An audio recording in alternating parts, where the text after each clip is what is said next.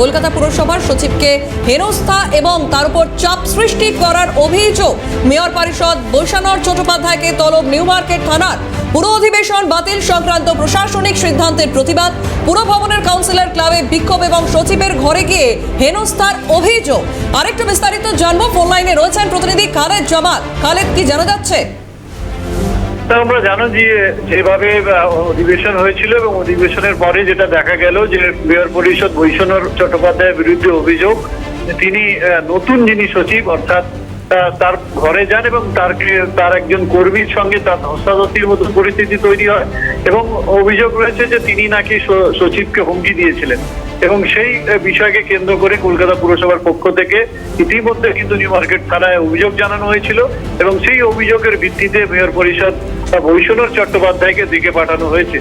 এখন পর্যন্ত যেটা জানা যাচ্ছে যে আজকে বা কালকে তিনি যেতে পারে এরকম একটা সম্ভাবনা রয়েছে, তবে তার ঘনিষ্ঠ মহলের থেকে যে খবরটা পাওয়া যাচ্ছে যে আদৌ তিনি যাবেন কিনা সেটা স্পষ্ট নয়।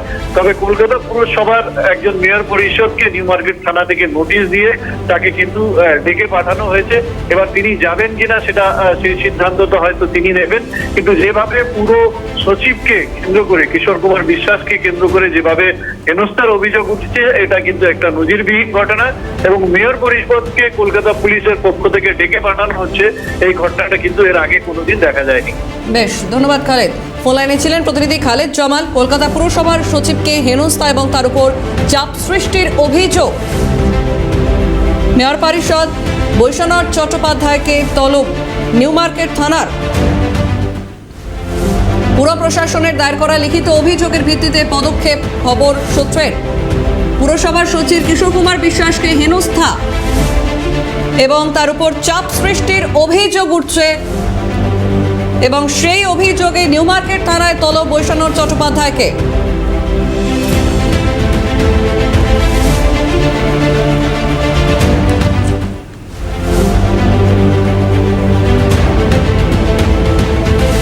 ফোন লাইনে রয়েছেন বৈশানর চট্টোপাধ্যায়। বৈশানর বাবু, আপনাকে ক্যালকাটা নিউজে স্বাগত। কলকাতা পুরসভার সচিবকে হেনস্থা এবং তার উপর চাপ সৃষ্টি করার একটি অভিযোগে আপনাকে নিউ মার্কেট থানায় তলব করা হয়েছে, আপনি কি যাবেন? আমি আইনজীবী বন্ধুদের সঙ্গে সিদ্ধান্ত নিয়ে যাব। আর আমার একটা কথা পরিষ্কার, আমি কলকাতা পৌরসভার মেয়র পরিষদ পৌর অধিবেশনে তালা খুলছিল না। চেয়ারপারসন আমাকে বললো যে একটু কথা বলতে, আমি একটা অনুরোধ করে কথা বলতে গেছিলাম। সেটাকে যদি উনি বলেন চাপ সৃষ্টি আমার ওপরে, তাহলে এই তো এর আগে এরপরে বাক স্বাধীনতা বলে আর কিছু থাকবে না। একটা নির্বাচিত প্রতিনিধি আমরা কয়েকজন, আমি তো না, আমার সঙ্গে আরো 5-7 জন গেছিলাম, আমরা মিলিতভাবে জোনাকে অনুরোধ করতে যে আপনি পৌর অধিবেশনের দরজাটা খুলছেন না কেন। কারণ আইনে বলা আছে যে চেয়ারপারসন এর তাকে আপনি এই কার্যকর নেবেন, আপনি অধিবেশনটা বন্ধ করলেনই বা কেন, আর এই অধিবেশনে আপনি দরজাটা বন্ধ করে রেখেছেন কেন, আপনি খুলে নিন। এইটাতে বলাতে যদি কোনো ফৌজদারি, আমি ফৌজদারি করে 36 বছর ওকালতি করছি, আমি পশ্চিমবঙ্গ বার কাউন্সিলের নির্বাচিত সদস্য। সেখানে দাঁড়িয়ে যে আমি যেটুকু ফৌজদারি আইন জানি, কোনো ফৌজদারি অপরাধ ওখানে হয়নি।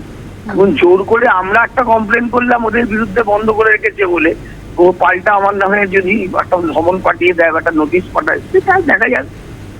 আমি এইসব নিয়ে অনেকদিন ধরেই হ্যান্ডেল করছি, এইসব নিয়ে আমি কোনো ভীত।